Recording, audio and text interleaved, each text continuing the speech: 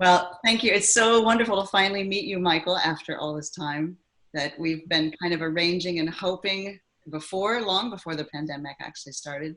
Yeah. And we wanted to kind of create a virtual program for our audiences, as well as a chance for them to meet you in a way that we can't do right now, which is usually bringing the composers Yeah. to concerts. Yeah. But so this will give us a chance to kind of share together, get to know each other better, but also to share you with our audiences and kind of flesh that idea out for them even more than the piece. And speaking of the piece, let's talk about kind of the genesis of this piece. From what we've learned, this is actually going to be the world premiere of a trio that you wrote for clarinet slash bass clarinet and cello and piano. And it's very rare that you get the opportunity to premiere a piece that was supposed to have had a life before you. So tell us a little bit about the originations of the piece and kind of how we got here into this new trio. Well, back in 2005, I put together a bunch of sketches for a trio for originally for piano, clarinet, bass clarinet, and bassoon, um, and it was for a group that I knew and still know in Mexico City. But for a variety of reasons, I just didn't get a chance to finish it, and it never happened, and it went into the place where such pieces go, that sort of netherworld of things that, I have something there that I need to deal with. And this opportunity took my mind back to that piece, because the converting it from bassoon to cello, it was a different kind of challenge. And since I only had really sketches for the piece rather than anything really complete, it was a chance to both do something quite new and at the same time tied in with ideas that I had before. So I thought it was a great idea to do that. And that's how it really came to be in terms of the background of it. And in fact, I made a lot of changes from my original ideas, though the skeletal ideas are there. I added some completely new movements. I took some some away. So, looking at something many years later is always different from when you look at it in another lifetime. Yeah. That's a great point. As we alter, once a piece is finished, we think of it as complete. But I assume that artists, I know that Leon Fleischer actually has a wonderful statement of, he actually loved to record, obviously, but it's not finite. That's not finished. It's not the way a piece continues to grow, and then he grows with a piece after that. Yeah, I Yes, think what a rare opportunity to do this. How do you why see? performers go back and record the same pieces years later. Um, yeah, Absolutely. yeah, How you're do a you good see person. the bassoon and cello differently? Is it in hearing that you see it, or in yeah? Well, How do you they're differentiate that? just completely different. I mean, the obvious difference is the wind versus string. I started out as a guitar player, and I really know strings. I know string instruments because of that. I think in a I don't know, a more direct way. And so, you know, I mean, the ranges are somewhat similar. So they do occupy the same space in that sense, musical space, but the timbres, of course, are completely different. And that involved rethinking the blend of the instruments with that change. Yeah. Wow. Okay. What's your favorite section of this piece? What is one a movement or a moment that you would draw them to listen for? Listening to it today, I was thinking one of my one of the spots that I really, really like is at the end of the fourth movement, where the cello comes in with these harmonics towards the end, and it acts as a transition into the next. And I really like that.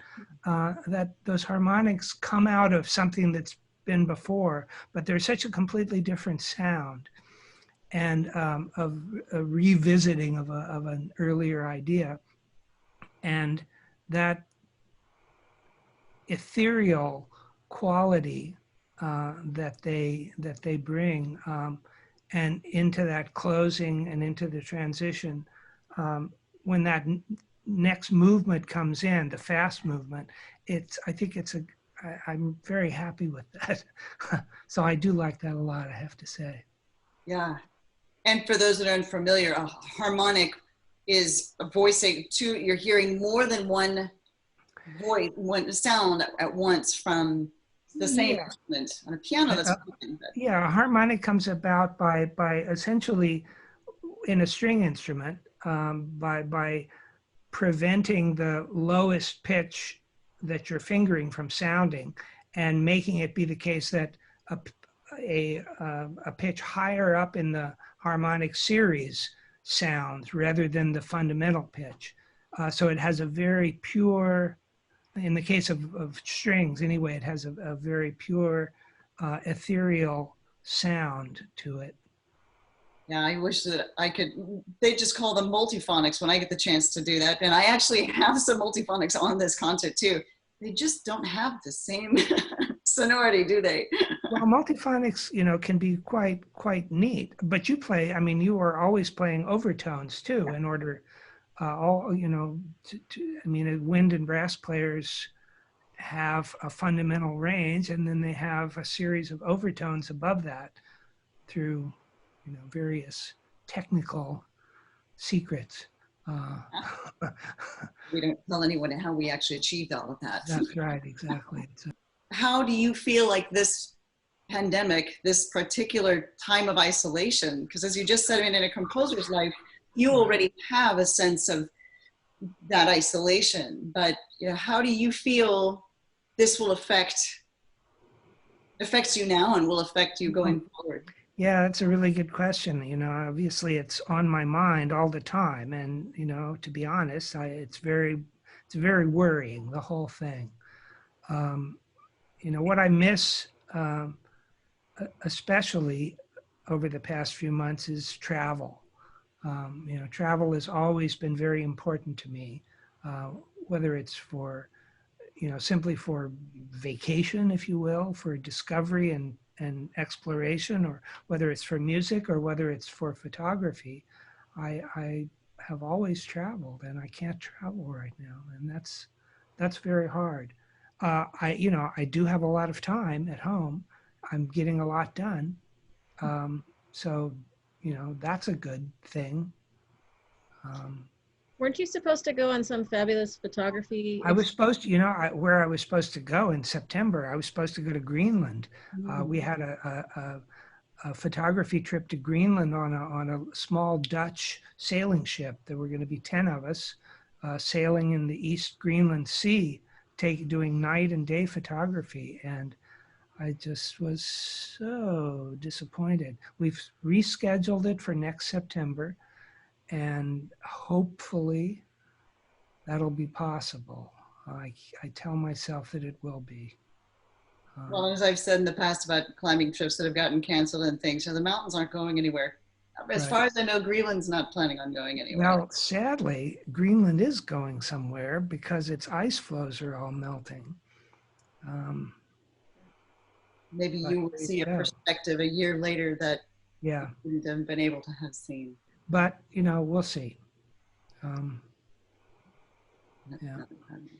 Well, I would like to interject here that as much as we are disappointed that you're not here to join us for the performance, and as much as your photography looks beautiful online on our online gallery. Yes, thank you. I'm very pleased. I would also like to say that we do have a beautiful exhibition, physical, live, and in person. We are taking, all the precautions. The gallery is open by appointment. just contact me and wear a mask, and we'll take your temperature and give you some hand sanitizer and let you walk around the gallery for a few minutes and actually look at some physical art. I have to say we have gone to a couple of live exhibitions, and if anything, this pandemic is causing internet fatigue beyond comprehension. And ultimately, with any kind of art, it's meant to be shared, as Stephanie has said in the past too, in person. And I'm delighted that you were able to actually physically send these prints, and I've got a beautiful show, and there's going to be a beautiful performance of live music, and I'm so excited that it's going to happen in person. Yeah, that's great. Me too. I was so pleased that you could make that work. Yeah. Well, and it was very important. You know, we've had opportunities that we have passed up as an ensemble to perform indoors since all of this and this slow recovery. And it's all four of us were unanimous in the realization that for one, we need to be an example for others. We need to set that for our students, for children, for adults that don't have the strength to say that, and for our older patrons. But this felt right. The Botanical Gardens has been doing, you know, we've really talked to them about their protocols. The space is beautiful and it allows us indoor, outdoor, lots of flexibility. So I saw the photographs. Yeah. Yes, yeah, good. Great. Yeah. We're very confident in this, and we will be recording it as well, though, of course. So great. We'll get that too. And we still are hoping to work with you, hopefully next year in a time when we can be together. And that would be great.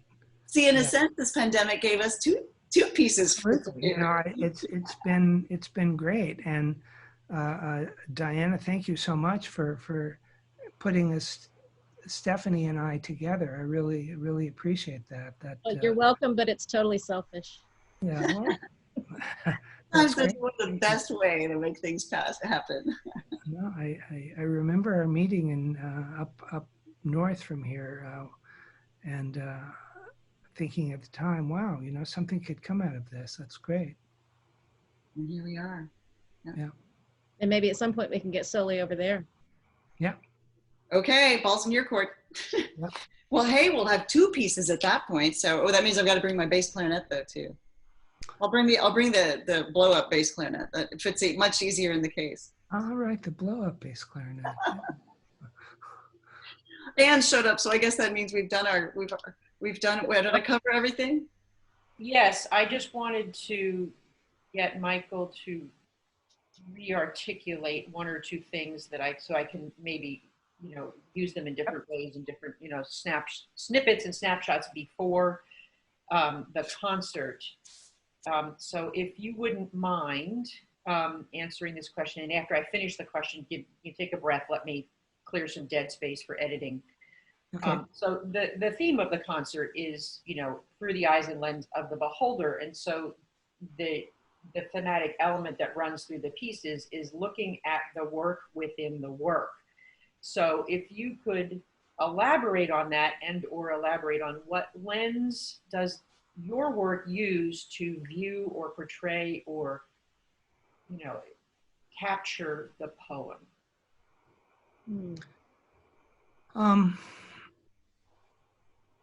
That's a very difficult question. I think I have used poetic titles for my music pretty much all my life. And I've always been a real reader of poetry. And I think, to be honest, that's relatively rare. I don't know so many people who read poetry. And I think that for me, one of the reasons that I've been drawn to poetry and using poetic titles is because poetry is so, I'm hesitating here. I don't want to use the word abstract. That's completely wrong. But poetry is so filled with imagery and metaphor. It's not really traditional, you know, it's not storytelling in any traditional sense, though, of course, poetry has stories in it, especially epic poetry. But But the kinds of poetry I have been drawn to, like Dennis's, and you know, for example, a lot of Japanese poetry, a lot of epigrammatic poetry, poetry that is very short, that is filled with image relationships, and that's how I see music as well. And I think that's the relation, that's the lens, I suppose you could say, that I view these things through. They both are ways to stir our imaginations without necessarily making concrete references.